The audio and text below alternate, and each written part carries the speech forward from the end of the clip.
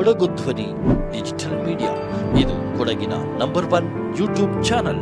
Special guest ಆಗಿ ಬಾನಂಗಡ Arun sir ಇದ್ದಾರೆ. 36 ಇಯರ್ಸ್ನ ಯಶಸ್ವಿಯಾಗಿ ಪೂರೈಸಿದ್ದಾರೆ.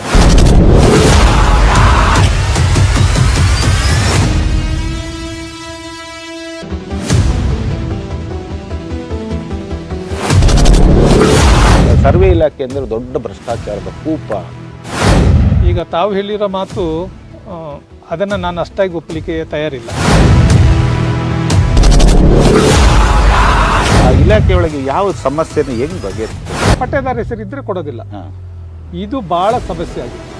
ಈಗ ನಿಜವಾಗಲೂ ನಮ್ಮ ಶಾಸಕರಾದ ಇವರು ಮೊನ್ನೆ ವಿಧಾನಸಭೆಯಲ್ಲಿ ಎಲ್ಲ ಹಲವಾರು ಸಮಿತಿಗಳ ಮೂಲಕ ಇದನ್ನು ಬಗೆಹರಿಸಿದ್ದಾರೆ. ಅರುಣ್ ಸರ್ ಏನಾದರೂ ರಾಜಕೀಯ ಎರಡೂ ರಾಜಕೀಯ ಪಕ್ಷಗಳು ನನ್ನನ್ನು ಈಗಾಗಲೇ ಸಂಪರ್ಕ ಮಾಡಿವೆ, ಪ್ರಮುಖ ರಾಜಕೀಯ ಪಕ್ಷಗಳು. ನಮಗೆ ಏನಾದ್ರು ಕಹಿ ಘಟನೆಗಳು ತಮ್ಮ ಇಲಾಖೆಯೊಳಗೆ ನಡೆದಿತ್ತು, ನಿಮಗೆ ಮನಸ್ಸಿಗೆ ನೋಡುವಾಗ ಭಾಳ ಕೈ ಮಿಲಾಯಿಸುವ ಹಂತಕ್ಕೂ ತಲುಪಿದೆ.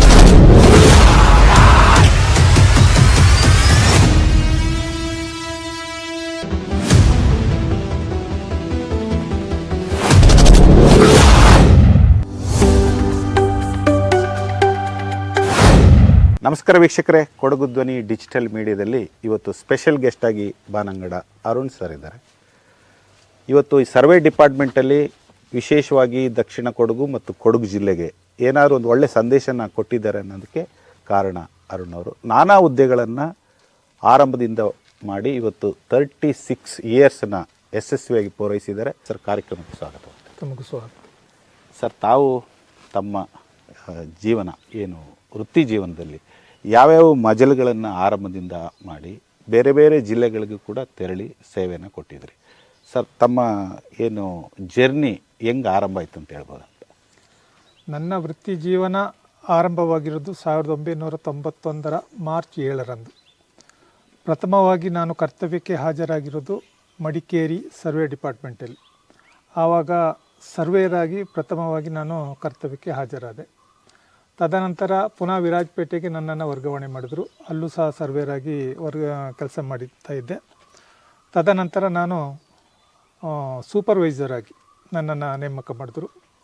ಮಡಿಕೇರಿಯ ಒಂದು ನಮ್ಮ ಕೇಂದ್ರ ಕಚೇರಿ ಅಲ್ಲಿ ನಾನು ಸೂಪರ್ವೈಸರ್ ಆಗಿ ಕರ್ತವ್ಯ ನಿರ್ವಹಿಸ್ತಾ ಇದ್ದೆ. ತದನಂತರ 3 ವರ್ಷದ ನಂತರ ಸೂಪರಿಂಟೆಂಡೆಂಟ್ ಆಗಿ ನನಗೆ ಬಡ್ತಿ ಸಿಕ್ತು. ಬಡ್ತಿ ಸಿಕ್ಕಿದ ಮೇಲೆ ನನಗೆ ಹೆಚ್ಚಿನ ಜವಾಬ್ದಾರಿ ಬಿತ್ತು.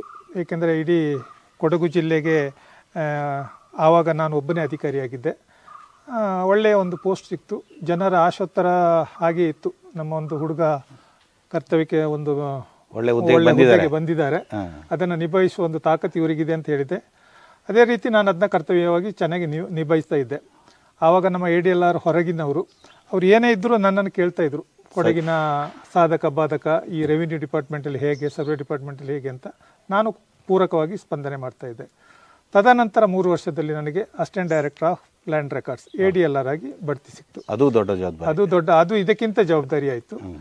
ಒಂದು ಖುಷಿಯ ವಿಚಾರ ಅಂತ ಹೇಳಿದ್ರೆ, ಸರ್ವೇಯರ್ ಆಗಿ, ಸೂಪರ್ವೈಸರ್ ಆಗಿ, ಸೂಪರ್ಡೆಂಟ್ ಆಗಿ, ಅಸಿಸ್ಟೆಂಟ್ ಡೈರೆಕ್ಟರ್ ಆಗಿ ನನ್ನ ಒಂದು ಕೆರಿಯರಲ್ಲಿ ಅಂತ ಹೇಳಬೇಕಾದ್ರೆ ಕರ್ನಾಟಕದ ಇತಿಹಾಸದಲ್ಲಿ ಸರ್ವೆ ಇದರಲ್ಲಿ ಇಂಥ ಜವಾಬ್ದಾರಿಕೆ ಸಿಕ್ಕೋದು ಭಾಳ ಕಡಿಮೆ, ವಿರಳ. ಅದರಲ್ಲೂ ನಾನು ನಿವೃತ್ತಿಯಾಗಿರೋದು ನನ್ನ ಕೊಡಗು ಜಿಲ್ಲೆಯಲ್ಲಿ ಮತ್ತು ನನ್ನ ಸ್ವಂತ ಊರಲ್ಲಿ ತಾಲೂಕಲ್ಲಿ ನಿವೃತ್ತಿಯಾಗಿತ್ತು. ಅದು ನನಗೆ ಹೆಮ್ಮೆ ತಂದಿದೆ. ಅಸಿಸ್ಟೆಂಟ್ ಡೈರೆಕ್ಟರ್ ಆಗಿ ನಾನು ಕಳೆದ ಅಕ್ಟೋಬರಲ್ಲಿ ನಾನು ಅಧಿಕಾರ ವಹಿಸಿಕೊಂಡೆ. ತದನಂತರ ನನಗೆ ವಿರಾಜಪೇಟೆ ಮತ್ತು ಪೊನ್ನಂಪೇಟೆ ತಾಲೂಕಿಗೆ ನಿಯೋಜನೆ ಆಯಿತು. ಹೊಸ ತಾಲೂಕಾಯಿತು ಪೊನ್ನಂಪೇಟೆ. 2 ತಾಲೂಕಿಗೆ ನನಗೆ ನಿಭಾಯಿಸಿದ್ರು. ಬಹಳ ಜವಾಬ್ದಾರಿಕೆ ಬಿತ್ತು. ಜನರ ಆಶೋತ್ತರಗಳು ಏನೆಂದರೆ, ಪ್ರತಿಯೊಂದು ಇದಕ್ಕೆ ನಮ್ಮ ಹುಡುಗನಿಂದ ಏನಾದರೂ ಕೆಲಸ ಆಗ್ತದೆ ಅಂತ ನಿರೀಕ್ಷೆ ಇಟ್ಕೊಂಡು ನಮ್ಮೊಟ್ಟಿಗೆ ಬರ್ತಾ ಇದ್ದಾರೆ. ನಮ್ಮ ಜನ ಅಲ್ಲಿದ್ದಾರೆ, ಹೋದ್ರೆ ನಮ್ಮ ಕೆಲಸ ಆಗ್ತದೆ. ಎಷ್ಟೋ ವರ್ಷದಿಂದ ಆಗದೆ ಕೆಲಸ ಇವಾಗ ಆಗ್ತದೆ.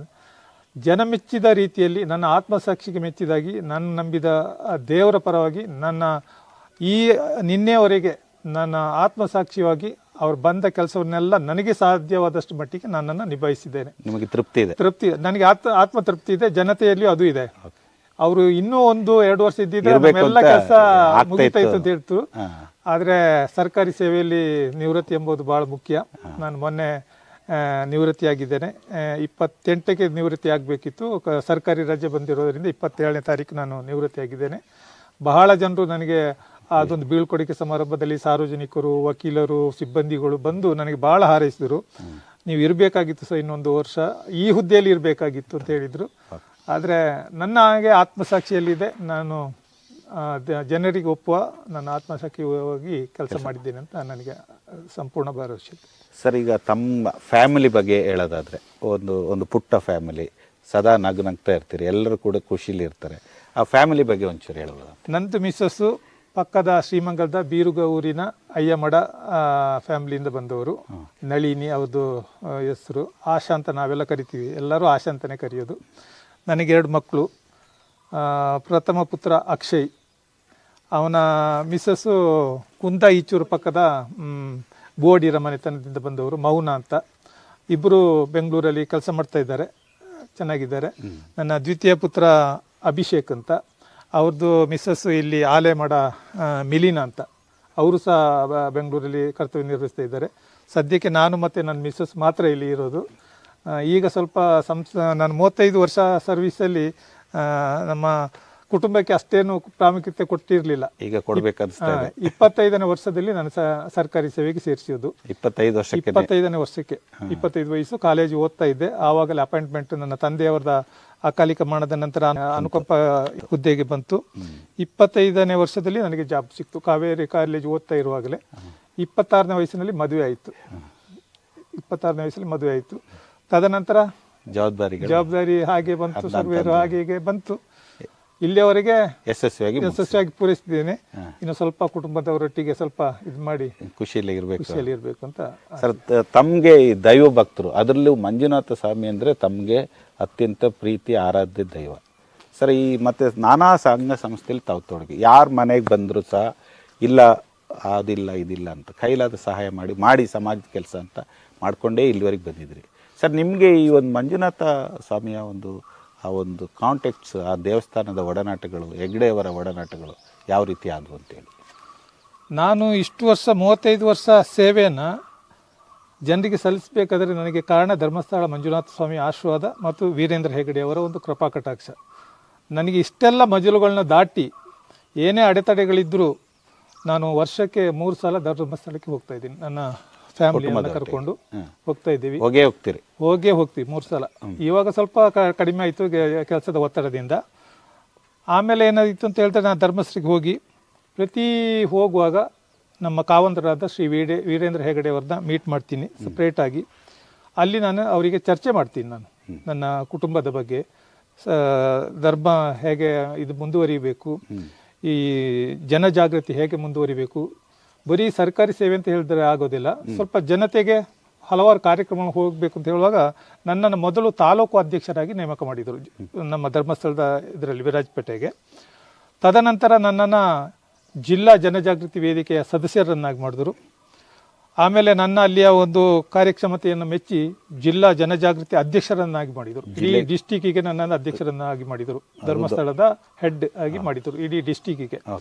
ಆವಾಗ ನಾನು ಏನು ಮಾಡಿದೆ, ಈ ಜೀರ್ಣೋದ್ಧಾರದ ವ್ಯವಸ್ಥೆ ಇಲ್ಲಿ ದೇವಸ್ಥಾನ ಎಲ್ಲ ಇತ್ತು, ಸ್ವಲ್ಪ ಹಳೆಯ ದೇವಸ್ಥಾನ ಬಿದ್ದೋಗಿತ್ತು. ಅದನ್ನ ಜೀರ್ಣೋದ್ಧಾರ ಮಾಡಲಿಕ್ಕೆ ಧರ್ಮಸ್ಥಳದಿಂದ ಹಲವಾರು ಕೊಡಗಿನಲ್ಲಿ ದೇವಸ್ಥಾನಗಳಿಗೆ ನಾನು ಹಣ ಪಾವತಿಸಿದ್ದೀನಿ. ಬೆಂಚು ಡೆಸ್ಕುಗಳನ್ನ ವಿತರಣೆ ಮಾಡಿದ್ದೀನಿ ಶಾಲಾ ಕಾಲೇಜುಗಳಿಗೆ. ಈಗ ಕೆರೆಗಳನ್ನ ನಮ್ಮೂರ ಕೆರೆ ನಮ್ಮ ಕೆರೆ ಅಂತ ಒಂದು ಸ್ಕೀಮ್ ಇದೆ, ಅದರಲ್ಲಿ ಹಲವಾರು ಕೆರೆಗಳನ್ನ ನಾನು ತೆಗೆದುಕೊಟ್ಟಿದ್ದೀನಿ. ಈಗಲೂ ಸಹ ನಮ್ಮ ಹುದಿಕೇರಿ ಪೆಗ್ಗರೆಯಲ್ಲಿ ಒಂದು ಕೆರೆ ಆಗ್ತಾ ಇದೆ, ಮೊನ್ನೆಯಿಂದ ಸ್ಟಾರ್ಟ್ ಆಗಿದೆ, ಇನ್ನೊಂದು ವಾರದಲ್ಲಿ ಮುಗಿತಾ ಇದ್ದು. ಹಲವಾರು ಜನೋಪಯೋಗಿ ಮತ್ತೆ ಮಧ್ಯವರ್ಜನ ಶಿಬಿರ ಅಂತ ನಾವು ಮಾಡ್ತೀವಿ. ಸಾಕಷ್ಟು ಸಮಾಜಕ್ಕೆ ಕಂಟಕಪ್ರಾಯವಾಗಿದ್ದ ಮದ್ಯ ವ್ಯಸನಿಗಳನ್ನು ಆ ಕುಡಿತದಿಂದ ಕರೆಸಿ ಅವರನ್ನು ಒಂದು ಬಾಳ್ವೆಗೆ, ಒಂದು ಒಳ್ಳೆಯ ಜೀವನಕ್ಕೆ ಮಾಡುವಂಥ ಒಂದು ಶಿಬಿರವನ್ನು ನಾವು ಮಾಡ್ತಾ ಇದ್ದೀವಿ ಧರ್ಮಸ್ಥಳದಲ್ಲಿ. ಇಡೀ ರಾಜ್ಯದಾದ್ಯಂತ ಮಾಡ್ತಾ ಇದ್ದೀವಿ. ಕೊಡಗಿನಲ್ಲಿ ಹಲವಾರು ನಾವು ಈ ಮಧ್ಯವರ್ಜನ ಶಿಬಿರಗಳನ್ನು ಮಾಡ್ತೀವಿ. ಹಲವಾರು ಜನರನ್ನು ಸೇರಿಸಿ ನಾವು ಈ ಕುಡಿತದ ದುಶ್ಚಟಗಳನ್ನು ಬಿಡಿಸಿ ಒಳ್ಳೆಯ ಒಂದು ಇದರಲ್ಲಿ ನಾಗರಿಕರಾಗಿ ಮಾಡಿದಿರಿ. ಅವ್ರದ್ದೆಲ್ಲ ಒಂದು ಶ್ರೇಯಸ್ಸು ನನ್ನ ಮೇಲೆ ಇದೆ ಅಂತ, ಅವ್ರದ್ದು ಕುಟುಂಬ ಮತ್ತು ಅವ್ರ ಇದು ನನ್ನ ಮೇಲೆ ಇದೆ. ಯಾಕೆಂದ್ರೆ ಅಂತ ಒಂದು ಕುಡುಕರಾಗಿದ್ದವ್ರನ್ನ ಈ ಅರುಣವರು ಬಂದು ಅವ್ರನ್ನೆಲ್ಲ ಬಿಡಿಸಿ ಈಗ ಒಂದು ಒಳ್ಳೆಯ ಸ್ಥಾನದಲ್ಲಿ ಇದ್ದಾರೆ ಅಂತ ನಮಗೊಂದು ಖುಷಿ. ಬೇರೆ ಬೇರೆ ಸಂಘ ಸಂಸ್ಥೆಯಲ್ಲೂ ಕೂಡ ನಾನು ಶ್ರೀರಾಮ ಭಕ್ತ ಮಂಡಳಿಯ ಅಧ್ಯಕ್ಷರಾಗಿ 10 ವರ್ಷ ಸೇವೆ ಮಾಡ್ತಾ ಇದ್ದೀನಿ.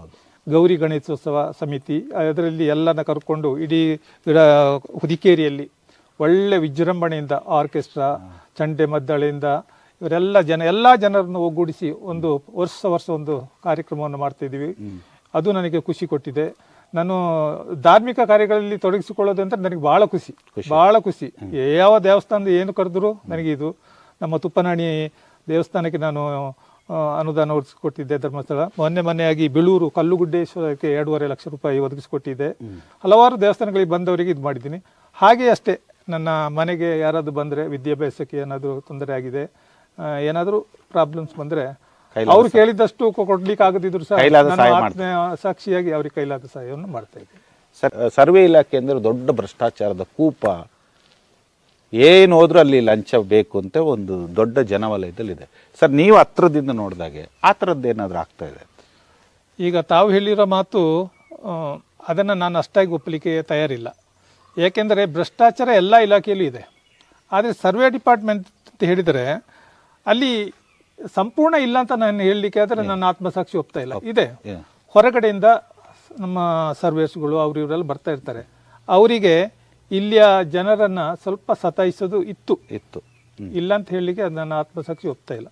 ನಾನು ಬಂದ ಮೇಲೆ, ನಾನು ಅಧಿಕಾರ ವಹಿಸ್ಕೊಂಡಾದ್ಮೇಲೆ ಸಂಪೂರ್ಣ ಅಲ್ಲದಿದ್ರು ನನಗೆ ಗಮನಕ್ಕೆ ಬಂದಿರೋದನ್ನ ನಾನು ಅದನ್ನ ಮಟ್ಟ ಹಾಕಲಿಕ್ಕೆ ಪ್ರಯತ್ನ ಮಾಡಿದ್ದೆ. ಎಲ್ಲ ಸಂಘ ಸಂಸ್ಥೆಗಳು ಬಂದು ಇದನ್ನ ಮಟ್ಟ ಹಾಕಬೇಕು, ನೀನೊಬ್ಬ ಹಿರಿಯ ಅಧಿಕಾರಿಯಾಗಿದ್ದೇನೆ, ನೀನಲ್ಲದೆ ಬೇರೆ ಇರ್ಲಿಕ್ಕೆ ಮಾಡಿದ್ದು ಹೇಳುವಾಗ ನಾನು ಅದನ್ನ ಸಂಪೂರ್ಣ ಅಲ್ಲದಿದ್ರು ನನ್ನ ಆತ್ಮಸಾಕ್ಷಿಕವಾಗಿ ನನ್ನ ಚಾಂಬರಿಗೆ ಬಂದವರಿಂದ ಕರೆದು ಆ ಕೆಲಸವನ್ನು ಆಗಲೇ ಮಾಡಿಕೊಟ್ಟಂತ ಒಂದು ಆತ್ಮಸಾಕ್ಷಿ ನನ್ನಲ್ಲಿದೆ. ಸಂಪೂರ್ಣವಾಗಿ ತೊಡೆದಾಕಲಿಕ್ಕೆ ತಪ್ಪಾಗ್ತದೆ. ಒಂದು 50-60% ನಾನು ಹೇಳಿದ್ದೀನಿ, ನೀವು ಹಾಗೆ ಇರಬೇಕು ಅಂತ ಹೇಳಿ ಅವರಿಗೆ ಆಜ್ಞೆ ಮಾಡಿದ್ದರ ಮೂಲಕ ನಾನು ಅದನ್ನ ಕೆಲಸ ತೆಗೆದಿದ್ದೀನಿ. ಸರ್, ಈಗ ಇಲಾಖೆ ವಿಚಾರಗಳು ಬಂದರೆ ಸರ್, ಈಗ ಸರ್ವೆಯಲ್ಲಿ ದೊಡ್ಡ ಸಮಸ್ಯೆಗಳು ಆಗಿಂದಾಗುತ್ತೆ. ಶಾಸಕರು ಕೂಡ ತಮ್ಮ ಸಲಹೆಯನ್ನು ಆಗಿಂದಾಗೆ ಪಡಿತಾರೆ. ಬೆಂಗಳೂರಿಗೂ ಕೂಡ ತಮ್ಮನ್ನ ಕರೆಸ್ತಾರೆ. ಈ ರೀತಿ ಏನು ಮಾಡೋಣ ಅಂತ ಕೇಳ್ತಾರೆ. ಸರ್, ಆ ಇಲಾಖೆಯೊಳಗೆ ಯಾವ ಸಮಸ್ಯೆನ ಹೆಂಗೆ ಬಗೆಹರಿಸ್ಬೋದು ಸರ್? ತಾವು ಒಂದು ಹಿರಿಯ ಅಧಿಕಾರಿಯಾಗಿ ಯಾವ್ದಾದ್ರು ತುಂಬ ಒಂದು ಒಳ್ಳೆಯ ಪ್ರಶ್ನೆ ಕೇಳಿದ್ದೀರಿ. ನಮ್ಮಲ್ಲಿ ಕೊಡಗಿನಲ್ಲಿ ಕಂದಾಯ ನಿಗದಿಯ ಒಂದು ಸಮಸ್ಯೆ ಇದೆ. ಇದು ಮೂಲ ಜಮ್ಮ ಬಾಣೆ ಪಟ್ಟೇದಾರ ಹೆಸರಲ್ಲಿ ಇರ್ತದೆ. ಈ ಪಟ್ಟೇದಾರ ಹೆಸರಿಂದ ಖಾತೆದಾರ ಹೆಸರಿಗೆ ವರ್ಗಾವಣೆ ಮಾಡಬೇಕಾದ್ರೆ ಬಹಳ ಸಮಸ್ಯೆ ಇದೆ. ಅದನ್ನೀಗ ನಮ್ಮ ಮಾನ್ಯ ಶಾಸಕರು, ನಿಜವಾಗ್ಲೂ ಅವರಿಗೆ ನಾನು ವೈಯಕ್ತಿಕವಾಗಿ ಹಾಗೂ ಕಂದಾಯ ಇಲಾಖೆ ಪರವಾಗಿ ಹೃತ್ಪೂರ್ವಕ ಧನ್ಯವಾದಗಳನ್ನು ಅರ್ಪಿಸಬೇಕು. ಈ ಪಟ್ಟೇದಾರ ಸಮಸ್ಯೆ ಅಂತ ಹೇಳಿದ್ರೆ ಮೇನ್ ಓನರ್ ಅವರ ಹೆಸರಲ್ಲಿ ಇರ್ತದೆ, ಪಟ್ಟೇದಾರ ಹೆಸರಲ್ಲಿ ಇರ್ತದೆ. ಈಗ ಚಕ್ಕೆರ ಫ್ಯಾಮಿಲಿ ಅಂತ ಹೇಳುವಾಗ ಅವ್ರದ್ದು ಹೆಡ್ ಆಫ್ ಓನರ್ ಅದು ಅವ್ರ ಹೆಸರು ಇರ್ತದೆ. ಅವ್ರಿಗೆ ಅಲ್ಲಿ ಜಾಗ ಹಕ್ಕಿದೆಯೋ ಹಕ್ಕಿಲ್ಲೋ ಅವ್ರನ್ನ ಹೆಡ್ ಮಾಡಿಬಿಡ್ತಾರೆ. ಖಾತೆದಾರರು ಈಗ ಅವ್ರದ್ದು ಜಾಗವನ್ನ ಹಿಸ್ಸೆ ಮಾಡಬೇಕಾದ್ರೆ ಅವ್ರದ್ದು ಒಪಿನಿಯನ್ ಬೇಕು. ಅವರು ಸತ್ತೋಗಿದ್ರೆ ಅವ್ರದ್ದು ಮರಣ ದೃಢೀಕರಣ ಪತ್ರ ಬೇಕು. ಮರಣ ದೃಢೀಕರಣ ಪತ್ರ ಮೇಲೆ ಪುನಃ ಇವರ ಖಾತೆದಾರರಿಗೆ ಬರೋದಿಲ್ಲ, ಅವ್ರದ್ದು ಹೆಂಡತಿ ಮಕ್ಕಳ ಹೆಸರಿಗೆ ಬರಬೇಕು. ಅವರು ಒಪಿನಿಯನ್ ಕೊಡಬೇಕು. ಸಬ್ ರಿಜಿಸ್ಟರ್ ಆಫೀಸಲ್ಲಿ ಹೋಗಿ ಮುದ್ರೆ ಒತ್ತಬೇಕು. ಇಷ್ಟೆಲ್ಲ ಆಗ್ಬೇಕಾದ್ರೆ ಸಾಕಾಗಿ ಹೋಗ್ತದೆ. ನಿಜವಾಗ್ಲೂ ಜಾಗನೇ ಬೇಡ ಅಂತ ಆಗ್ತದೆ. ಅರ್ಜೆಂಟಲ್ಲಿ ಯಾರಾದ್ರೂ ಮಕ್ಕಳು ಮದುವೆ ಮಾಡಬೇಕು, ಎಜುಕೇಶನ್ ಕೊಡಬೇಕು, ಏನಾದರೂ ವೈದ್ಯಕೀಯ ಸೌಲಭ್ಯ ಪಡಿಬೇಕಾದ್ರೆ ಅವರಿಗೆ ಸಾಕಾಗಿ ಹೋಗ್ತದೆ. ಬ್ಯಾಂಕ್ ಅವರು ಸಿಂಗಲ್ RTC ಇಲ್ಲದೆ RTC ಕೊಡೋದಿಲ್ಲ, ಲೋನ್ ಕೊಡೋದಿಲ್ಲ. ಪಟ್ಟೇದಾರ ಹೆಸರಿದ್ರೆ ಕೊಡೋದಿಲ್ಲ. ಇದು ಬಹಳ ಸಮಸ್ಯೆ ಆಗಿತ್ತು. ಈಗ ನಿಜವಾಗ್ಲೂ ನಮ್ಮ ಶಾಸಕರಾದ ಇವರು ಮೊನ್ನೆ ವಿಧಾನಸಭೆಯಲ್ಲಿ ಎಲ್ಲ ಹಲವಾರು ಸಮಿತಿಗಳ ಮೂಲಕ ಇದನ್ನ ಬಗೆಹರಿಸಿದ್ದಾರೆ. ಇನ್ನು ಅದು ಕಾನೂನು ತೊಡಕೆಲ್ಲ ಮುಗ್ದಿದೆ. ಇನ್ನು ಕೆಲವೇ ದಿನಗಳಲ್ಲಿ ಅದು ಕಾನೂನಾಗಿ ಬಂದ ಮೇಲೆ ಇದೊಂದು ಸಮಸ್ಯೆ ಬಗೆಹರಿಸಬಹುದು ಅಂತ ನನ್ನ ಅನಿಸಿಕೆ. ಅರುಣ್ ಸರ್ ಏನಾದರೂ ರಾಜಕೀಯಕ್ಕೆ ಬರ್ಬೋದಾ? ಈಗ ನಿವೃತ್ತಿ ಆಯಿತು, ಸಂಘ ಸಂಸ್ಥೆ ಇದೆ, ಹಣಕಾಸು ಇದೆ, ರಾಜಕೀಯಕ್ಕೆ ಬಂದ್ರೆ ಹೆಂಗೆ ಅಂತ ತಮ್ಮ ಏನಾದರೂ ಆ ಥರ ಒಂದು ಆಲೋಚನೆಗಳು ಏನಾದ್ರು ಇದೆಯಾ ಸರ್ ಸಮಾಜಕ್ಕೆ? ನನಗೆ ಧಾರ್ಮಿಕ ಕಾರ್ಯಕ್ರಮಗಳ ಅಂದರೆ ಭಾಳ ಇಷ್ಟ. ತಾವು ಕೇಳಿದ್ರಿ ರಾಜಕೀಯಕ್ಕೆ ಬರ್ತಾ ಇದ್ದೀರಾ ಅಂತ. 2 ರಾಜಕೀಯ ಪಕ್ಷಗಳು ನನ್ನನ್ನು ಈಗಾಗಲೇ ಸಂಪರ್ಕ ಮಾಡಿದ್ದೇವೆ. ಪ್ರಮುಖ ರಾಜಕೀಯ ಪಕ್ಷಗಳು ಯಾವ್ದಂತ ಹೇಳಲಿಕ್ಕಿಲ್ಲ. ಪ್ರಮುಖ ರಾಜಕೀಯ ನಿವೃತ್ತಿ ಆದಂಗೆನೆ ಫಸ್ಟ್ ಅದೇ ಬಂದ್ಬಿಡಿ, ಬನ್ನಿ ನಮ್ಮ ಪಕ್ಷಕ್ಕೆ ಆದ್ರೆ ಇದ್ರ ಬಗ್ಗೆ ಈಗಲೇ ಯೋಚನೆ ಮಾಡಿಲ್ಲ. ನಾನು ಎಲ್ಲರ ಜೊತೆ ಬರ್ತವನು. ನನಗೆ ಎಲ್ಲರೂ ಬೇಕು ನಿಮಗೆ. 35 ವರ್ಷ ಸೇವೆ ಇಲ್ಲಿ ಮಾಡಬೇಕಾದ್ರೆ ಎಲ್ಲಾ ಪಕ್ಷದ ರಾಜಕೀಯ ಪ್ರತಿನಿಧಿಗಳು, ಶಾಸಕರು, ಎಲ್ಲ ಪಕ್ಷದ ಕಾರ್ಯಕರ್ತರು ನನ್ನನ್ನ ಆ ಪಕ್ಷ ಈ ಪಕ್ಷ ಅಂತ ನೋಡಿಲ್ಲ ಯಾರು. ಎಲ್ಲ ಪಕ್ಷ ಗುರುತಿಸಿಕೊಂಡಿರೋದಕ್ಕೆ ನಾನು 35 ವರ್ಷ ಕೊಡಗಿನಲ್ಲಿ ಇರ್ಲಿಕ್ಕಾಯ್ತು. ಹೌದು. ನಾನು ಒಂದು ಪಕ್ಷಕ್ಕೆ ವಾಲಿದ್ರೆ ನನ್ನ ಏನೋ ಮಾಡ್ತಾ ಇದ್ದೆ. ನಾನು ಎಲ್ಲ ಶಾಸಕರನ್ನ ವಿಶ್ವಾಸಕ್ಕೆ ತಗೊಳ್ತಾ ಇದ್ದೇವೆ. ಈಗಿನ ಶಾಸಕರಂತೂ ಅವ್ರನ್ನ ಸಲಹೆ ಕೇಳ್ತಾ ಇದ್ದೆ. ಅವ್ರು ಏನಾದ್ರು ಸರ್ಕಾರಿ ಸೇವೆದು ಏನಾದ್ರು ಕೆಲಸ ಮಾಡ್ಬೇಕು ಅಂತ ಇಮಿಡಿಯೇಟ್ ನನಗೆ ಫೋನ್ ಮಾಡ್ತಾ ಇದ್ರು. ನಾನು ಆ ಕ್ಷಣಕ್ಕೆ ಸ್ಪಂದನೆ ಮಾಡ್ತಾ ಇದ್ದೆ. ಯಾಕಂದ್ರೆ ಅವ್ರದ್ದು ಮನೆ ಕೆಲಸ ಕೇಳ್ತಾ ಇಲ್ಲ, ಅವ್ರದ್ದು ಸಾರ್ವಜನಿಕ ಕೆಲಸ ಮಾಡ್ತಾ ಇದ್ರು. ಅವ್ರ ಹತ್ರ ಹೋದ ಅವ್ರದ್ದು ಕೆಲಸ ಮಾಡ್ಕೊಡಿ ಅಂತ ಹೇಳ್ತಿದ್ರು. ಆಗ ನಾವು ಸ್ಪಂದನೆ ಮಾಡ್ಲೇಬೇಕು. ಶಾಸಕರಾಗಿ ಅವ್ರಿಗೆ ಹೇಳುವಾಗ ನಾವು ಅದನ್ನ ಮಾಡ್ಲೇಬೇಕು. ಅದನ್ನ ನನ್ನ ಆತ್ಮಸಾಕ್ಷಿಯಾಗಿ ಮಾಡಿದ್ದೀನಿ. ಸದ್ಯಕ್ಕೆ ಯೋಚನೆ ಮಾಡಿಲ್ಲ, ಅದನ್ನ ಹೋಗ್ಲಿಕ್ಕೆ ಇಲ್ಲ ಅಂತ ಹೇಳಲಿಕ್ಕೂ ಹೇಳಕ್ಕಾಗಲ್ಲ. ಅಂತೂ ಅಡ್ಡಗೋಡೆ ಮೇಲೆ ದೀಪ ಇಡ್ತಾ ಇದ್ದೀರಿ, ಜನರಿಗೊಂದು ಕುತೂಹಲ ಇರಲಿ ಅಂತ. ಹೌದು ಸರ್, ತಮ್ಮ ಅಧಿಕಾರಾವಧಿಯಲ್ಲಿ ಸಾಕಷ್ಟು ದೊಡ್ಡ ದೊಡ್ಡ ಅಧಿಕಾರಿಗಳನ್ನ ತಾವು ಭೇಟಿ ಮಾಡಿದ್ರಿ, ನೋಡಿದ್ರಿ, ಹತ್ರದಿಂದ ನೋಡಿ. ಸರ್, ನಿಮ್ಮ ಕೊಡಗು ಜಿಲ್ಲೆಯಲ್ಲಿ ನಿಮ್ಗೆ ಹಿರಿಯ ಅಧಿಕಾರಿಯಾಗಿ DC ಅವರಿದ್ದಾಗ ಯಾರು ನಿಮ್ಗೊಂದು ಅಚ್ಚುಮೆಚ್ಚಿನ ಅಧಿಕಾರಿಯಾಗಿದ್ರು ಸರ್? ನಾನು ನನ್ನ 35 ವರ್ಷ ಸೇವೆಯಲ್ಲಿ ನಮ್ಮ ಇಲಾಖೆಯಲ್ಲಿ ADLRಸ್ಗಳನ್ನ ನೋಡಿದ್ದೀನಿ, DDLRಸ್ಗಳನ್ನ ನೋಡಿದ್ದೀನಿ, DC ಗಳನ್ನ ನೋಡಿದ್ದೀನಿ, ತಹಶೀಲ್ದಾರ್ಗಳನ್ನು, ಅಸಿಸ್ಟೆಂಟ್ ಕಮಿಷನರ್ಗಳನ್ನು, ಅಡಿಷನಲ್ ಕಮಿಷನರ್ಗಳನ್ನು ಎಲ್ಲ ನೋಡಿದ್ದೀನಿ. ಎಲ್ಲರೂ ಕೊಡಗಿಗೆ ಬಂದಾಗ ಸ್ವಲ್ಪ ಅವ್ರದ್ದು ಕೆಲಸ ಮಾಡ್ತಾ ಇದ್ರು. ಅವರಿಗೆ ಯಾಕಂತ ಹೇಳ್ತಾರೆ, ಅವ್ರು ಬಂದು ಕೆಲವೇ ದಿನದಲ್ಲಿ ಅವರು ವರ್ಗಾವಣೆ ಆಗ್ತಾ ಇದ್ರು. ಇಲ್ಲೇ ವಿಷಯನ ತಿಳ್ಕೊಳ್ಳುವ ಹೊತ್ತಿಗೆ ವರ್ಗಾವಣೆ ಅಲ್ಲಿಗೆ ಅವರಿಗೆ ಅಧ್ಯಯನ ಮಾಡ್ಲಿಕ್ಕೆ ಆಗ್ತಾ ಇರ್ಲಿಲ್ಲ. ಎಲ್ಲಾ ಅಧಿಕಾರಿಗಳು ಕೊಡಗಿನ ಬಗ್ಗೆ ಬಹಳ ಒಂದು ಆಸಕ್ತಿ ಇತ್ತು, ಮಾಡ್ತಾ ಇದ್ರು. ಆದ್ರೆ ಅವರಿಗೆ ಕಾನೂನಾತ್ಮಕ ಸ್ವಲ್ಪ ತೊಡಕಿತ್ತು. ಈಗ ತೊಡಕು ಇದೆ ಅಂತ ಹೇಳಿಕ್ ಆಗೋದಿಲ್ಲ. ಈಗ ಶಾಸನ ಆಗಿ ಬಂದ್ಮೇಲೆ ಅದನ್ನ ತೊಡಕು ಅಂತ ಹೇಳಿಕ್ಕೆ ಬರೋದಿಲ್ಲ, ಮಾಡ್ಲೇಬೇಕು, ಮಾಡ್ತಾರೆ ಅಂತ ಭರವಸೆ ನನಗೆ. ಸರ್, ತಾವು ಇಷ್ಟೊಂದು ಸುದೀರ್ಘ ಅವಧಿಯಲ್ಲಿ ಕೆಲಸ ಮಾಡಾಗ ತಮ್ಗೆ ಏನಾದ್ರು ಕಹಿ ಘಟನೆಗಳು ತಮ್ಮ ಇಲಾಖೆ ಒಳಗೆ ನಡೆದಿದ್ದು, ನಿಮಗೆ ಮನಸ್ಸಿಗೆ ಏನಾದ್ರು ನೋವಾಗಿದ್ದಂಥದ್ದು ಏನಾರು ಇದೆಯಾ ಸರ್? ಕಹಿ ಘಟನೆ ಅಂತ ಹೇಳಿದ್ರೆ, ನಾನು ಸರ್ವೇರ್ ಆಗಿದ್ದೆ ವಿರಾಜಪೇಟೆಯಲ್ಲಿ. ನಮ್ಮ ಒಬ್ಬ ADLR ಆಗಿದ್ದರು, ಒಬ್ಬರು ಮೈಸೂರವರು. ಅವರು ಸ್ವಲ್ಪ ಏಜ್ಡ್. ಅವ್ರು ಸ್ವಲ್ಪ ಸಾರ್ವಜನಿಕರನ್ನೇ ಹೇಗೆ ಮಾತಾಡಬೇಕು ಅಂತ ಗೊತ್ತಿಲ್ಲ. ಹೊರಗಡೆಯಿಂದ ಬಂದವರು, ಕೊಡಗಿನವರು ಅಧಿಕಾರಿಗಳೊಂದಿಗೆ ಚೆನ್ನಾಗಿ ಮಾತಾಡ್ತಾರೆ, ಅವರಿಗೆ ಆತಿಥ್ಯವನ್ನು ಕೊಡ್ತಾರೆ. ಬಟ್ ಅವರಿಂದ ಅದನ್ನ ನಿರೀಕ್ಷೆ ಮಾಡ್ತಾರೆ ಅಧಿಕಾರಿಗಳನ್ನ. ಏನೋ ಒಂದು ವಿಷಯದಲ್ಲಿ ಅವರು ಏನೋ ಒಂದು ಮಾತಾಡಿದ್ರು ತಪ್ಪಾಗೋಯ್ತು. ADLR ಹೀಗೆ ಗಲಾಟೆ ಆಗ್ತಾ ಇದೆ, ನೀವು ಬಂದರೆ ಅವರು ಲೋಕಲ್ ಆಗಿದ್ದಾರೆ, ನೀವು ಅವ್ರನ್ನ ಸ್ವಲ್ಪ ಇದು ಮಾಡಬೇಕು. ನಾನು ಬಂದೆ, ನೋಡುವಾಗ ಭಾಳ ಕೈ ಮಿಲಾಯಿಸೋ ಹಂತಕ್ಕೂ ತಲುಪಿತ್ತು. ನಾನು ಲೋಕಲ್ ಆಗಿ ಅದನ್ನ ನಿಭಾಯಿಸೋದು ನನ್ನ ಕರ್ತವ್ಯ ಆಗಿತ್ತು. ಅಲ್ಲಿ ಅಧಿಕಾರಿಗಳನ್ನ ಬಿಟ್ಕೊಡುವಂಗಿಲ್ಲ, ಇಲ್ಲಿ ಸಾರ್ವಜನಿಕರನ್ನ ಬಿಟ್ಕೊಡಂಗಿಲ್ಲ. ಭಾಳ ಹೈರಾಣ ಆಗೋಯ್ತು, ದೊಡ್ಡ ಗಲಾಟೆನೇ ಆಗೋಯ್ತು. ಸ್ಟಾಫ್ ಎಲ್ಲ ಸೇರಿದ್ರು. ಆದರೂ ಅದು ನಾನೊಂದು ರೀತಿಯಲ್ಲಿ ನಿಭಾಯಿಸಿದೆ. ಅದು ಎಷ್ಟರ ಮಟ್ಟಿಗೆ ಅಂತ ಹೇಳಿದ್ರೆ, ಅದು ಸಾರ್ವಜನಿಕರಿಗೆ ಬಂದಿರೋ ವ್ಯಕ್ತಿಗೆ ಇವರು ಅಧಿಕಾರಿಗಳ ಪರ ವಹಿಸ್ಬಿಟ್ರು ಅಂತ ಸ್ವಲ್ಪ ಆಗಿರ್ಬೋದು. ನ್ಯಾಯ ಕೊಟ್ಟಿದೆ. ನನ್ನ ಅಧಿಕಾರಿಗಳನ್ನ ನನ್ನ ಒಂದು ಕಚೇರಿಯಲ್ಲಿ ನಾನು ಬಿಟ್ಕೊಡ್ಲಿಕ್ಕೆ ಹೇಳ್ಬಿಡ್ತು. ಹಾಗೆ ಸಾರ್ವಜನಿಕರನ್ನ ಬಿಟ್ಕೊಡ್ದೆ. ಅದು ಸ್ವಲ್ಪ ಅಹಿತಕರ ಘಟನೆ ಆಯ್ತು. ಆಮೇಲೆ ಅದು ಸರಿ ಆಯ್ತು. ಆ ಅಧಿಕಾರಿ ಈಗ ತೀರ್ಕೊಂಡಿದ್ದಾರೆ. ಆ ಸಾರ್ವಜನಿಕರು ನನ್ನೊಟ್ಟಿಗೆ ಈಗ ಖುಷಿಯಲ್ಲಿ.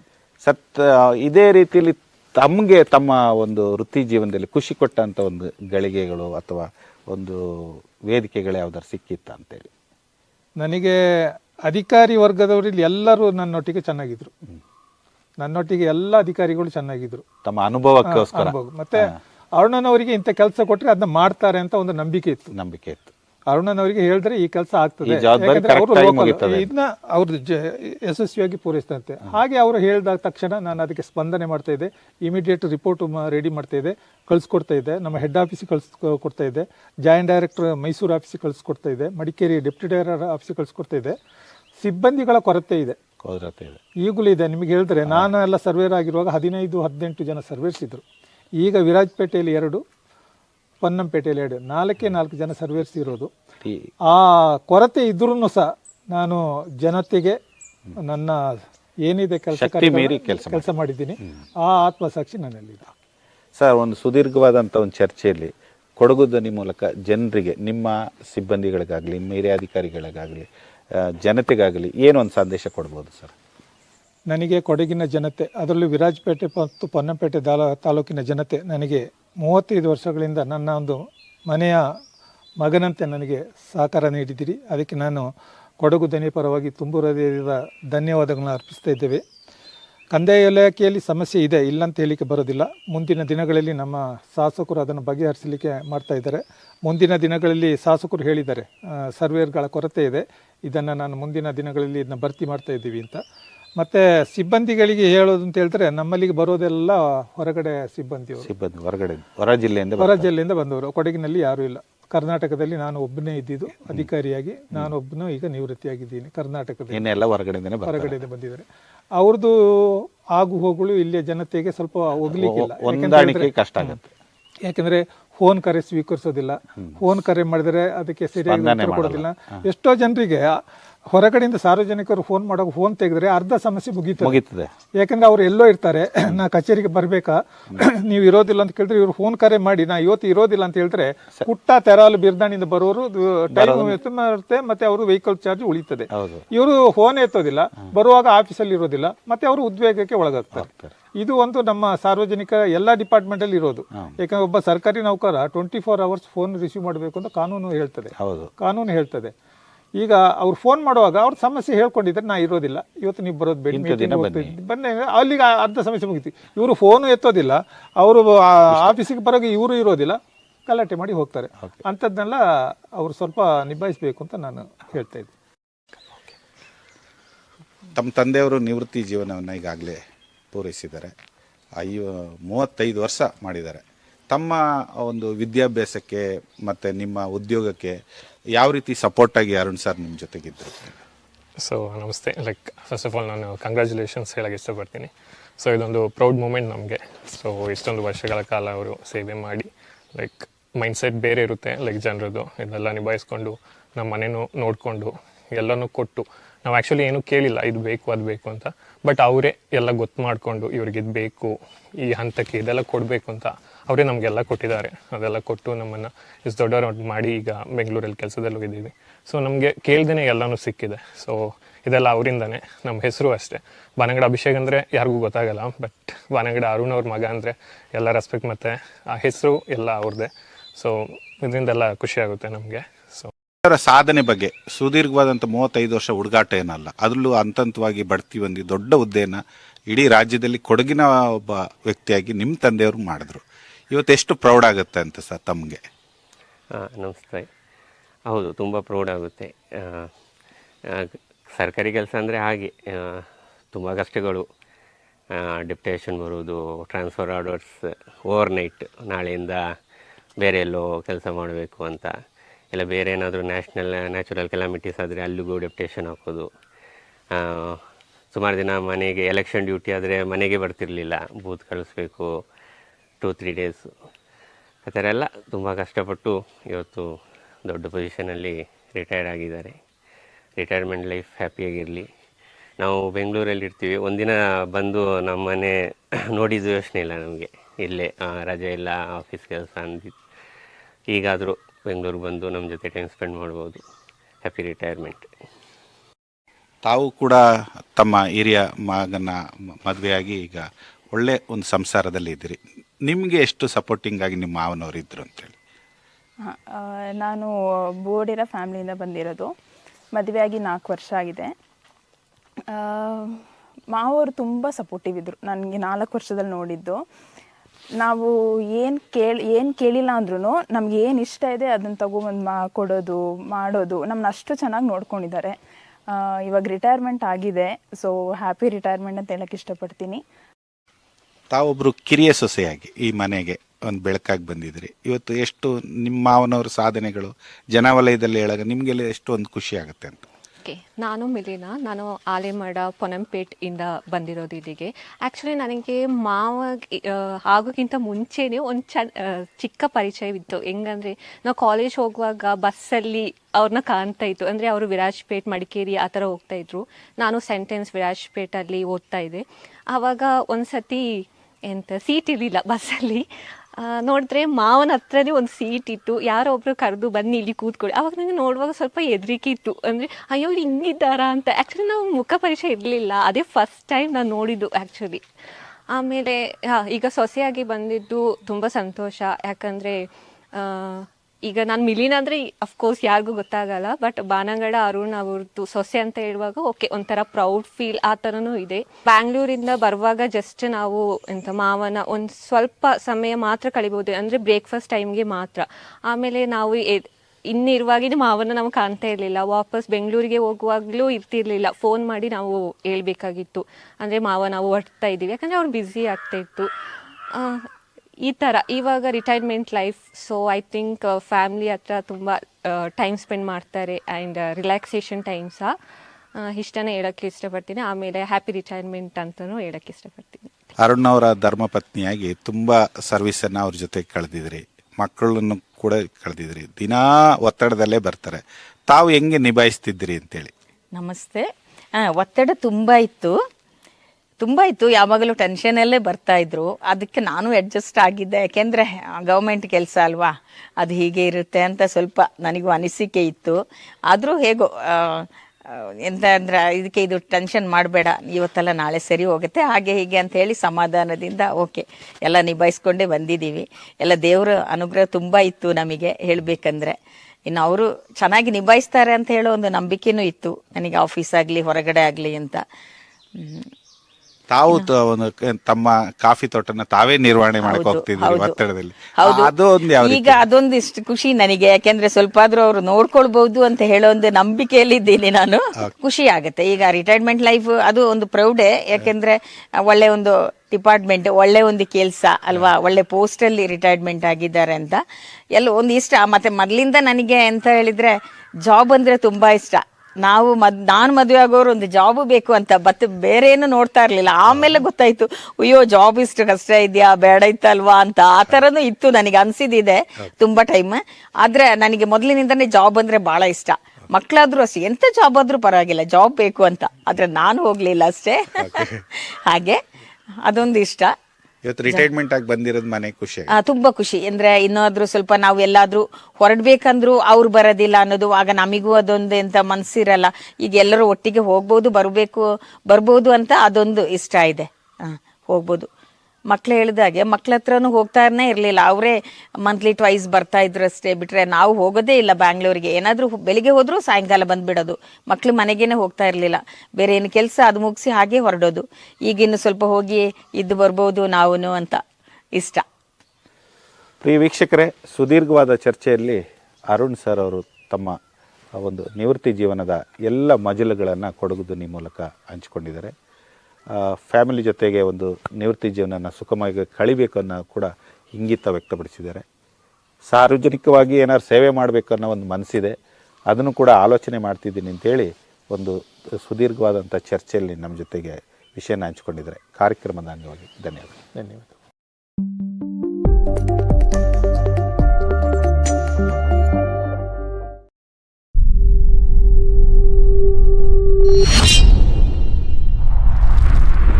ಕೊಡಗು ಧ್ವನಿ ಡಿಜಿಟಲ್ ಮೀಡಿಯಾ, ಇದು ಕೊಡಗಿನ ನಂಬರ್ 1 ಯೂಟ್ಯೂಬ್ ಚಾನಲ್.